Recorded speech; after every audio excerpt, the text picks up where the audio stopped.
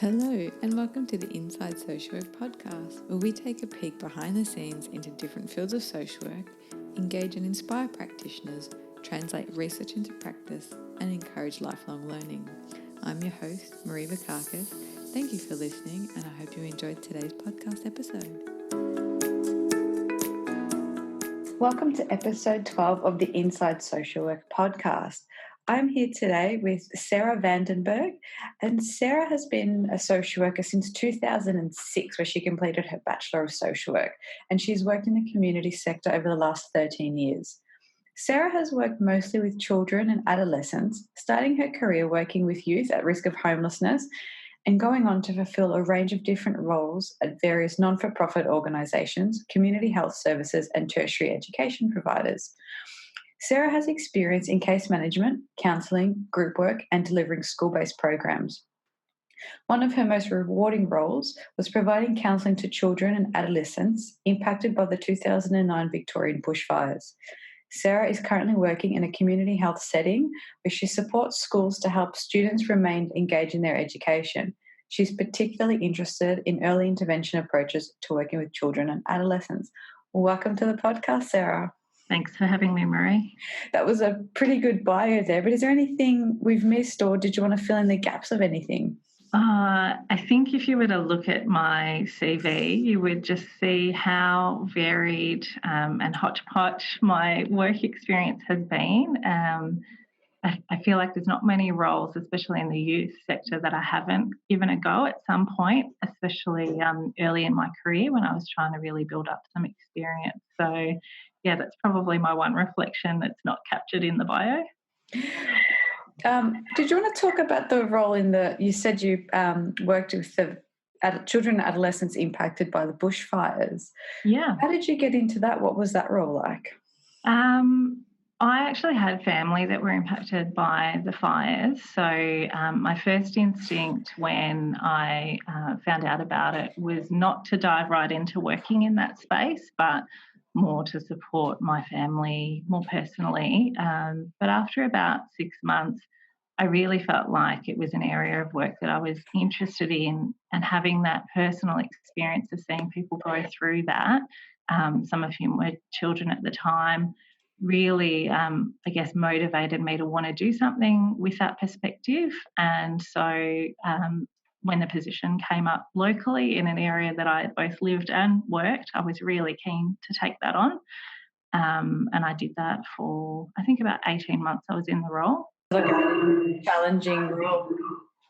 It's interesting you say that. I think because the roles that I had been doing previously were quite often with young people who were at risk of homelessness, and quite often with resistant clients who didn't necessarily feel ready and able to receive counselling, but may have been threatened to be kicked out of home if they didn't participate. It was a really different experience moving into client work where the clients were all really interested and ready to start having conversations about their experiences and to really start processing the trauma that they'd experienced. So absolutely, it was really challenging, and there were some really difficult conversations and experiences to sit with as a social worker. But on the flip side of that, being able to do some therapeutic work with clients who were really ready to do that work was such a positive experience for me as a social worker as well. Did you have to did you do any additional training around that? Yeah, it was really great actually. So the funding provider arranged a range of series on working with children and adolescents who've experienced trauma. So we had one of the experts in the field, Rob Gordon, doing a lot of sessions with us, which was really valuable because there was quite a few people in that workforce that may not have had experience in that space before. There was a little bit of learning as we go, but certainly there was also just other previous work experience that I could draw on in that work also. Wow, that sounds so good. And like you said, kind of a very rewarding, challenging role, but also, I mean, I know a lot of research came out of the bushfires in how we deal with mass trauma and Mm. around debriefing, both for individuals directly impacted and for staff. Absolutely. Yeah. And I think we're seeing now there just seems to be more broadly an understanding of the impact of trauma on students, in particular within schools. So it's fantastic to see, fast forward a decade, and that's something that I feel people more broadly are really aware of, that impact of trauma, but also vicarious trauma as well. Well, it's so interesting. I'd love to talk more about. I mean, we could have the whole episode just on sort of mass trauma. Absolutely. You moved on from there into a range of community health settings and have wound up working with young people. So, what was some of the things that led to you wanting to work with that age group or that population? I think for me, adolescence has always represented a time where you're forming your identity and having more choice around the direction of your life and how you want to live. And so for me, it seems like a really opportune time to intervene. The other thing that interested me about that was that quite often the adolescents that I worked with may not have had positive relationships with adults. So to be able to be that one positive influence in someone's life for a period of time where they might be going through something really difficult seemed like something I was really interested in doing. And it's sort of a space I've stayed in now for quite some time in different ways, probably less directly with individuals or groups, but more so at a more systemic level. But I think the essence of why I wanted to work with adolescents has really remained unchanged since the start. I definitely agree with that. It's a really good area to put in some early intervention, and Mm, especially working around education.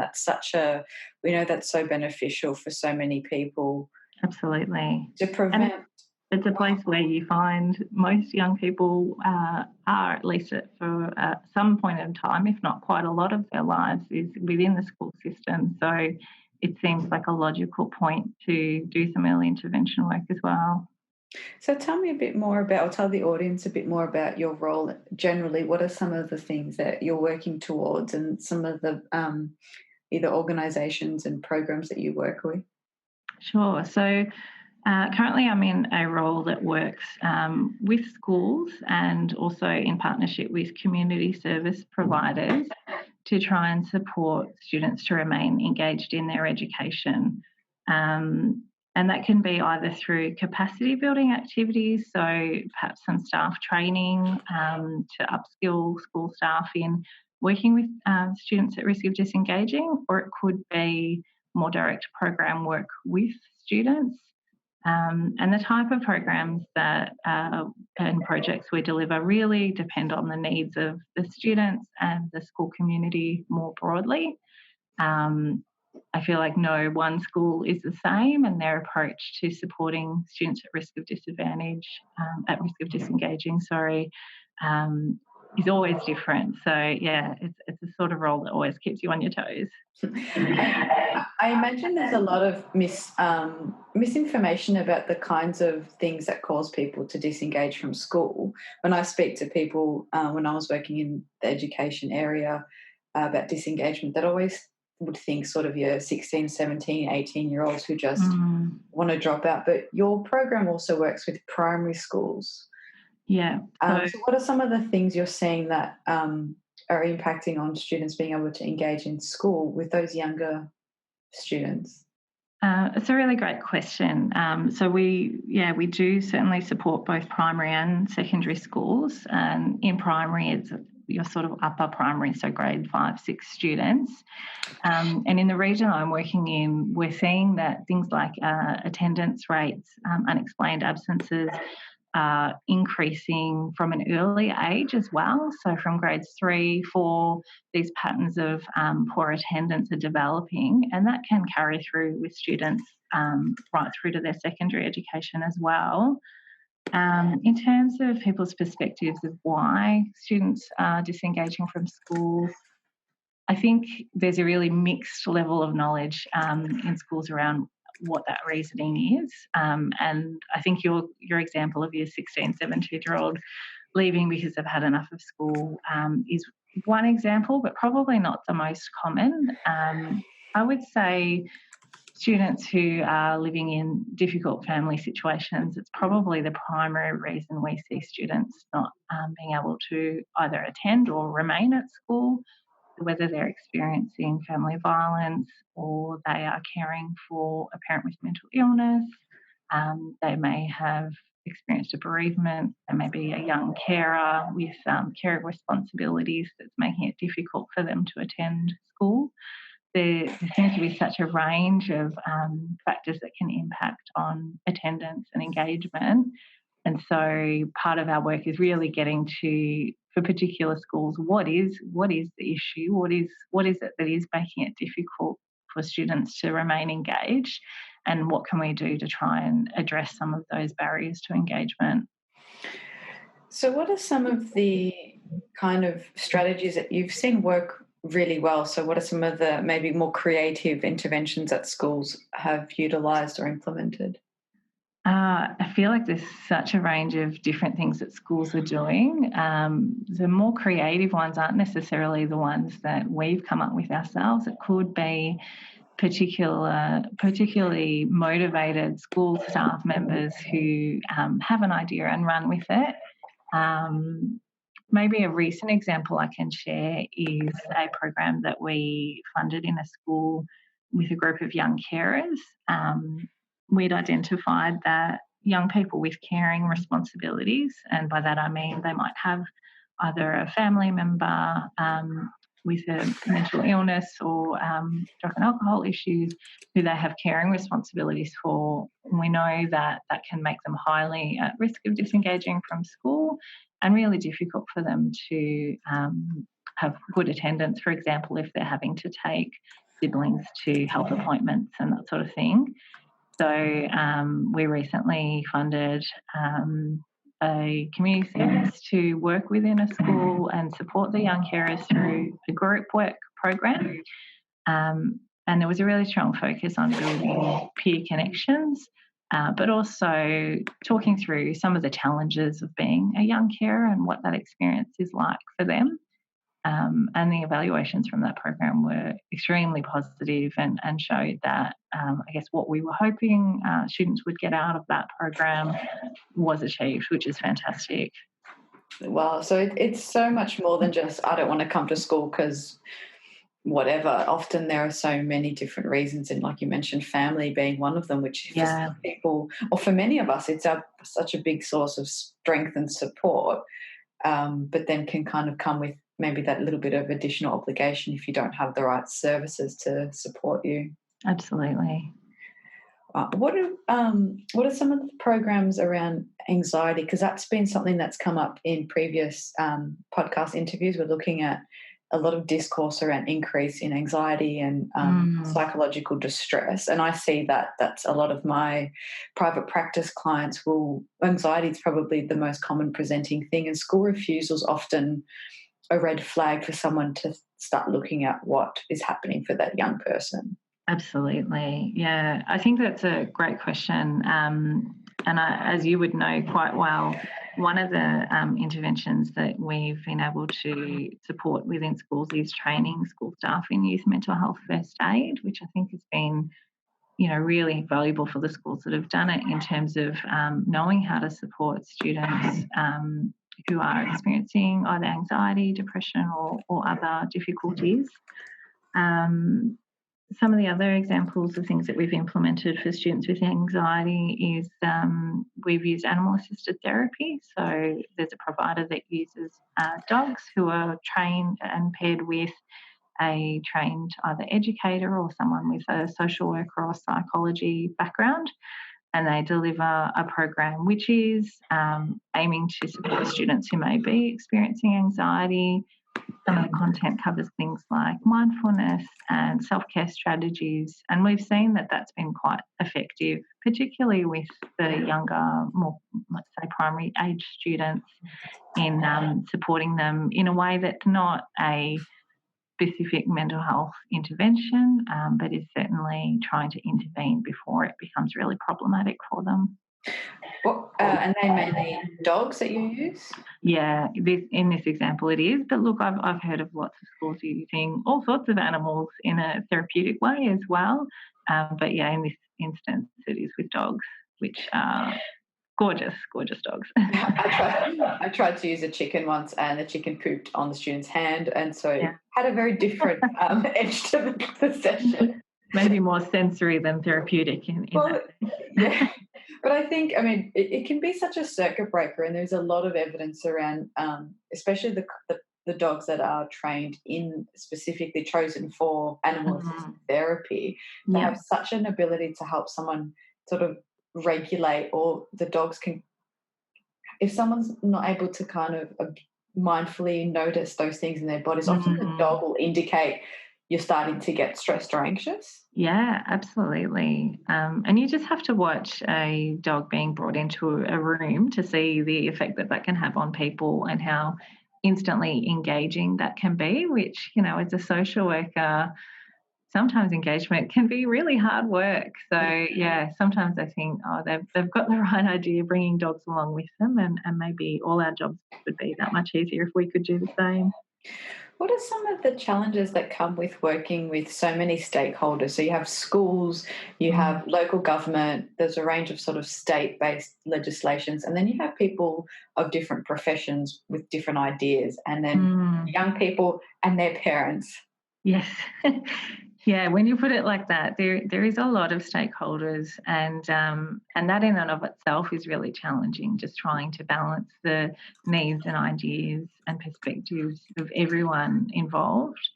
And I think, in the work that I've done with schools, I've got to acknowledge that their workload is ever increasing, becoming more complex and challenging with each year. And, there's so much great work being done, but I think my biggest learning in working with schools is just that you need to respect how busy a school can be as a workplace and how challenging that can be at times to really balance the needs of all of your individual students and your school community more broadly. So yeah, there's definitely a lot of challenges to working with schools, but on the flip side of that, I'm lucky to have worked with so many really dedicated school wellbeing staff and other people in leadership positions as well who are really passionate about making improvements and trying to support students to stay engaged as well. So whilst it is challenging, it's also very rewarding work. It sounds like such a social work, almost like a perfect social work position, because you're looking at individuals, groups, and systems in so many different ways. So there's so many opportunities there for intervention that perhaps other disciplines might not see the same way, or it's almost like we're trained to kind of, that's like the perfect scenario of all those theories coming into place. Yeah, it is in some ways. Sometimes I think, is it a social work role? Because I feel like a lot of what I'm doing is in more of the education space. But you're absolutely right. All of those social work theories that I learnt eons ago really do come into play in this sort of a role. And as I think I might have touched on before, just, viewing things in more of a systemic way and trying to impact on some of those systemic issues that are making life harder for students seems like a better way to have a lasting impact than some of the more individualised work that I'd done earlier in my career. Do you miss the individual work?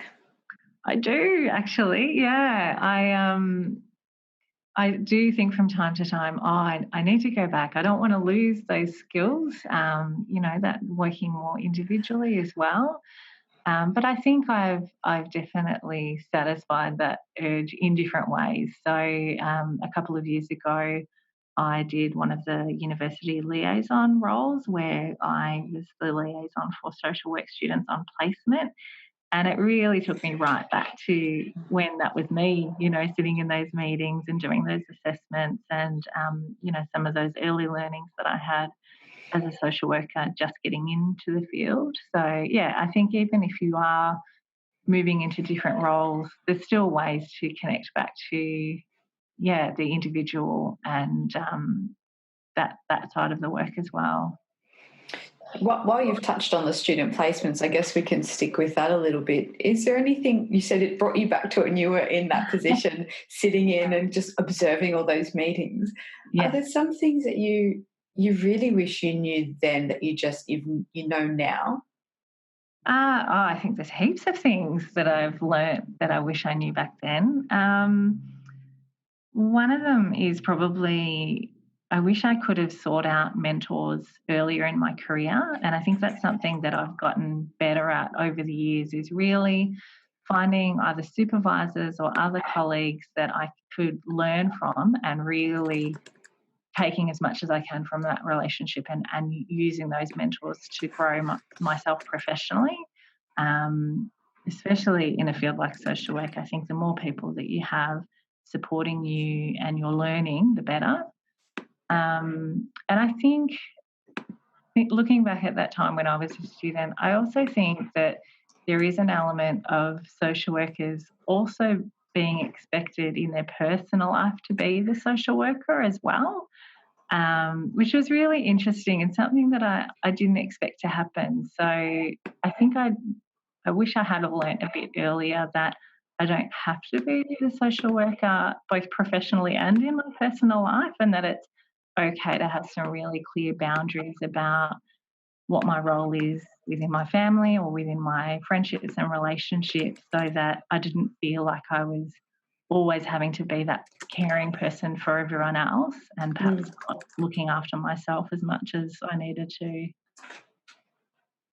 That's a really interesting one because I feel like that happens a lot where people Mm. who are in these roles or in a therapeutic role often have a bit of I guess, a personal quality or an interest in it. So I tend to have that kind of pseudo counselor role in their group of friends or in their families. And then it's almost once you become professional or licensed or accredited that you think, I can't do that anymore.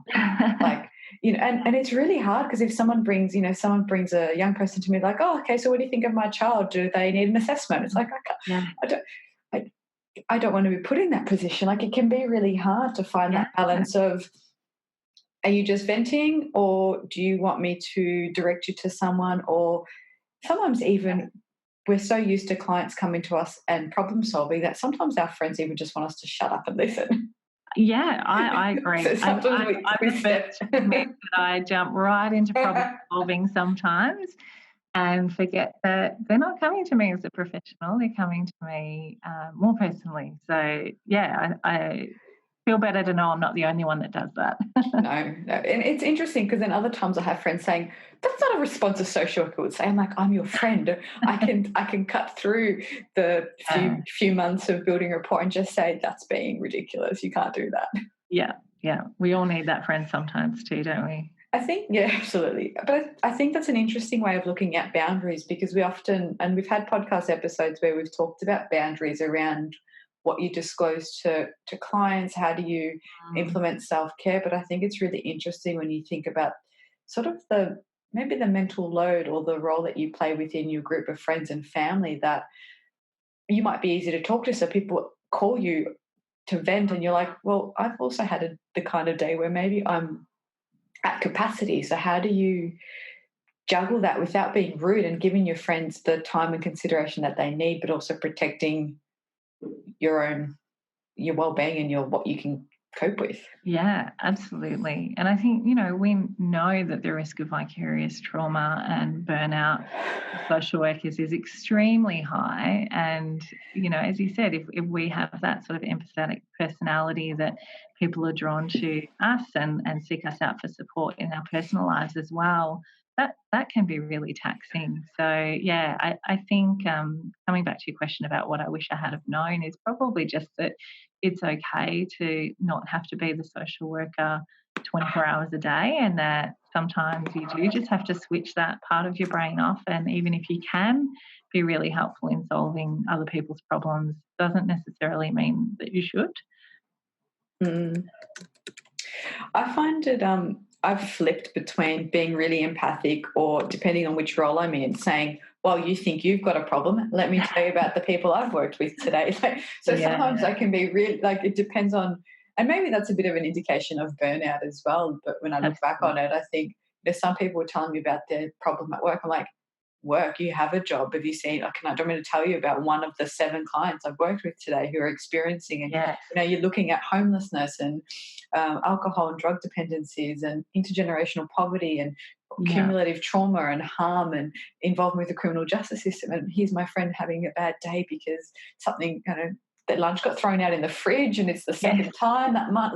And you just think, really? But then when you come out of that, you're like, well, I get that, because I hate when the fridge isn't clean, but then my lunch has been thrown out. You can. Yeah, you definitely have a unique perspective, I think, as a social worker, and some of those situations you described. Absolutely, it's really hard to sit with some really heavy topics and then be understanding when people are dealing with the really little stuff. But yeah, I guess it's all important. Absolutely.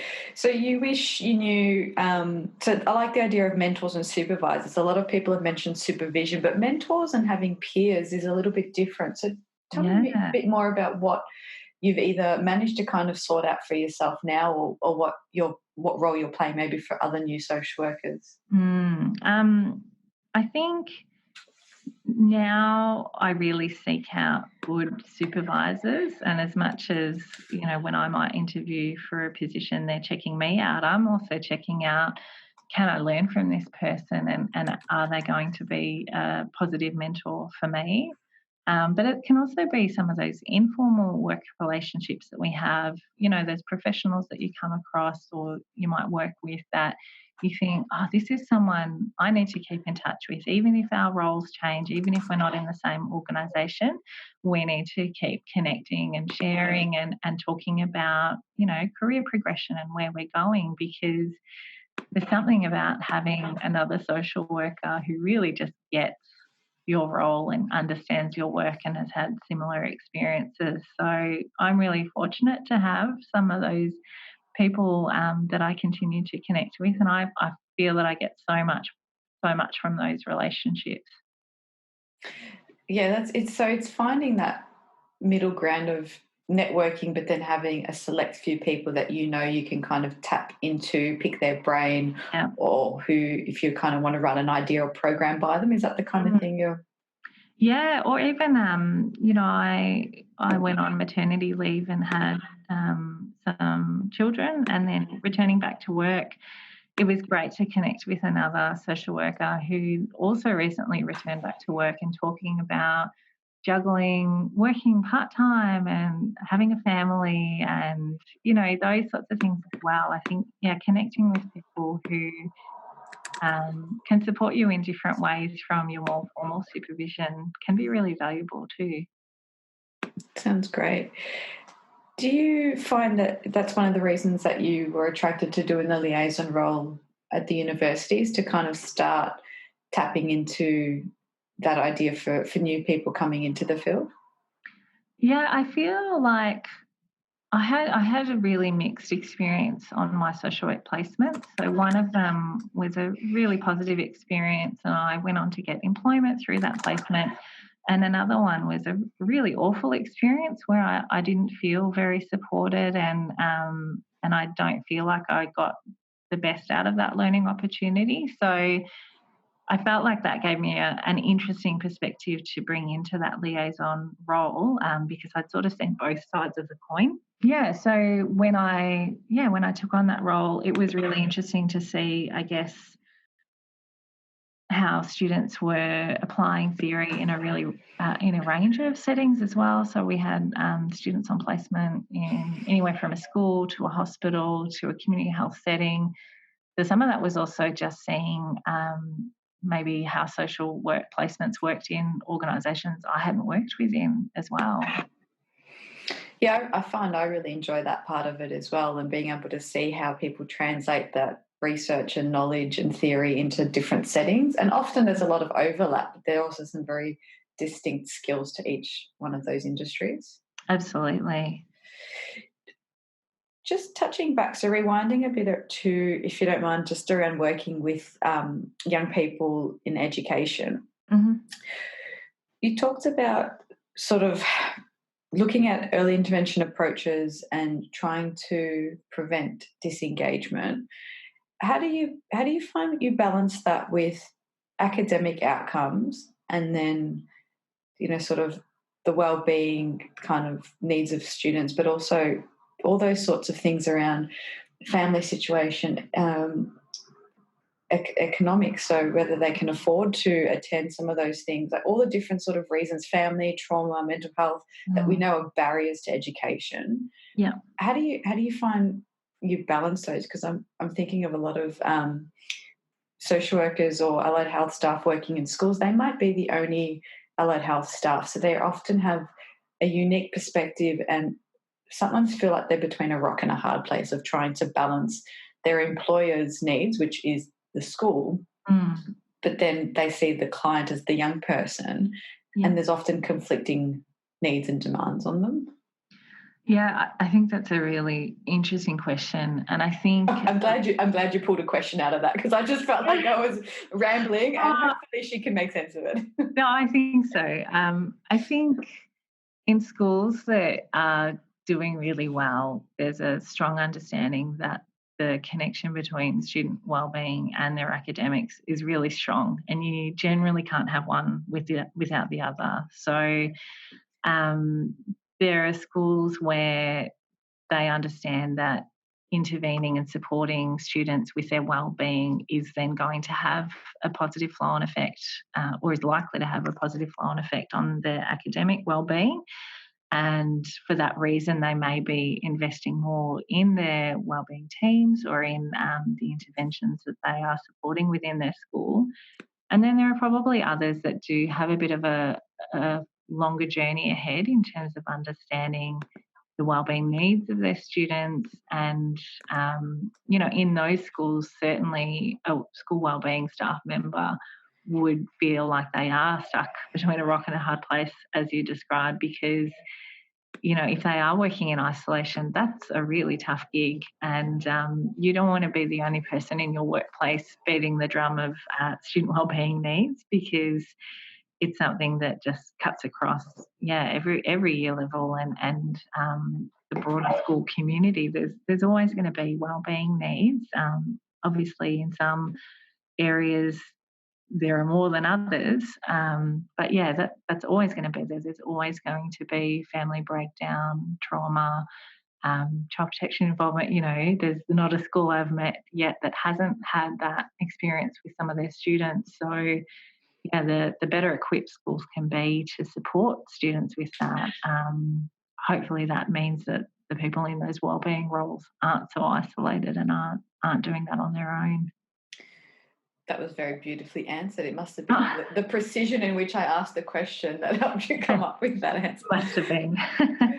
So, what are some of the, I guess, frameworks or additional professional development that perhaps someone working in those roles could look into tapping into? Because it must be hard to pick. There'd be so many things that you could be working with potentially. So, have you noticed there are some skills in particular that are worth people refreshing or enhancing in those environments?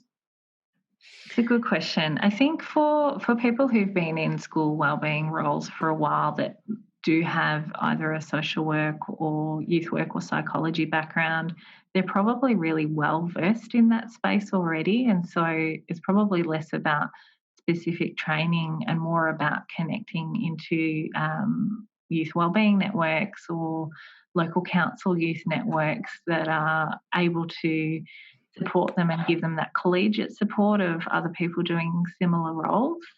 But perhaps for those people who are newly stepping into the wellbeing space, or maybe do have a different, maybe more of an educational background than a social work background, there are so many different opportunities for training, um, depending on whether you're at a Department of Education school or a Catholic ed school or an independent school. It will look a little different, and the frameworks you use will be a little different as well. We're seeing a lot of really great training coming out now for schools around understanding the impact of trauma or working with culturally diverse students and families. So there is those training and opportunities out there. It's just a case of finding and also fitting that into your very busy schedule, I'm sure, as well. Yeah, absolutely. So, thinking about just some of those bigger trainings, are there any kind of general tips that you might recommend to someone? So, for example, if you don't have the time at the moment to do trauma training, are there simple things that you can just be mindful of, even if you don't have the exact skill set to have that conversation with a young person? I think there are so many resources, even online. So even if you can't get to a training, just doing some online modules is a great way to feel a little bit more upskilled in particular areas that you're not feeling as confident in. So that would probably be my suggestion if getting out to training seems a little bit out of reach at the moment. But also, I guess another really great opportunity is to use secondary consultation. So if you do have a challenging case and you're not sure where to go, contacting your local community service provider that might be doing work in that space. So it might be a local mental health service provider, or it could be your local centre against sexual assault, and trying to tap into any opportunities for secondary consultation as well can be really helpful. That's a really good tip, and I'll put some of those notes in the show notes. One of the things I found quite helpful, and in my interview with Claire, who works at Mental Health First Aid Australia, we were talking about sometimes the best thing you can do is to acknowledge that you're not the right person to have that conversation. Mm, yeah, I wholeheartedly agree with that. I think that we're so used to being everything to everyone, and having those moments where you do take a step back and acknowledge that perhaps this is more complex than your role allows you to deal with is totally reasonable, and probably in the best interest of your client to be able to acknowledge that sometimes as well. Absolutely. So, just kind of, we've covered quite a bit already. I mean, to sum up, are there any sort of tips you would have for people in general working with young people or in the education system? So we've got, sort of mentoring and supervision, and I found that particularly. I found that when I was in that system myself, I needed that more than I had anywhere else. Where Mm, line management supervision was from a teacher and assistant principal, and while they had some overlap, often they didn't have the same theoretical framework and the knowledge to really support me, but also, like I said, push me professionally to develop. So that mm, was the one time I felt I really needed to tap into those informal and formal support systems. absolutely. So we've got a little bit around understanding things like trauma and mental health, tapping into secondary consultation. Any sort of other kind of parting words of wisdom? I'm sure you've touched on this in some of your other episodes as well, but it's always going to come back to self care, doesn't it? In any of these sort of caring roles, if you're not able to look after your own health and well-being, then it's really difficult to look after the health and well-being of the people you're working with and supporting as well. So, that's probably just my parting message would be just to do whatever you need to look after yourself and make sure that when you are at work that you're able to do that and do that well and in good health. That's something that every person that I've spoken to will mention, and I still think there's a misunderstanding for those who are maybe new to the field or don't work in this area that kind of think they hear self care and they picture, manicures and pedicures and baths and spas and fluffy slippers. Like they picture it to be this really big indulgent act that takes a whole chunk of time. Yeah, yeah. Whereas I see it, especially in an environment where you're in constant demand, and being in a school, you're very visible. So it's perhaps a little bit different to a service where you're outreach and then you can go back to your office. Mm, So for me, it's thinking more around having lunch at an appropriate time. So not eating lunch at 3:30 while I'm in the staff meeting. yeah. It's going for a 15-minute walk to get a coffee. Sometimes I didn't even want the coffee. It was just to clear my head. So Yeah, the self-care wasn't,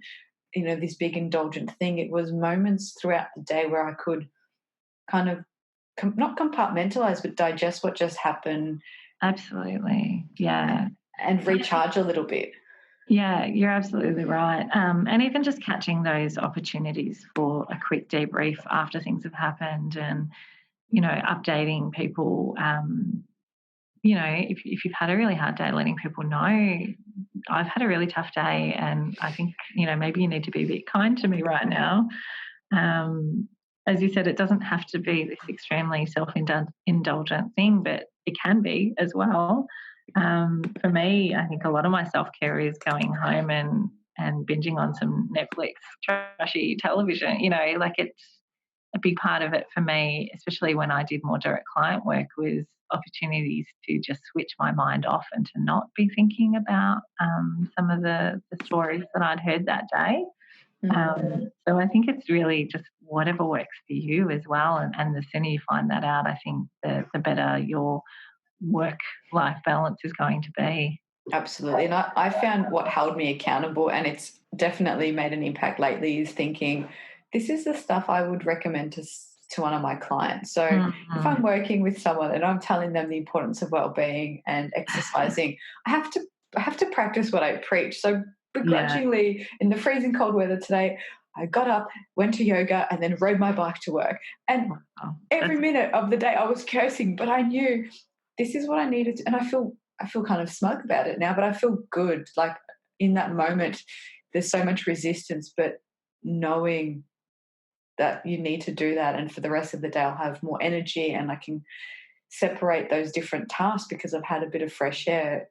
yeah, It's so absolutely. important, even though every part of me was saying, don't do it, just sleep in, it's great. I'm very impressed. I certainly wasn't doing that this morning myself.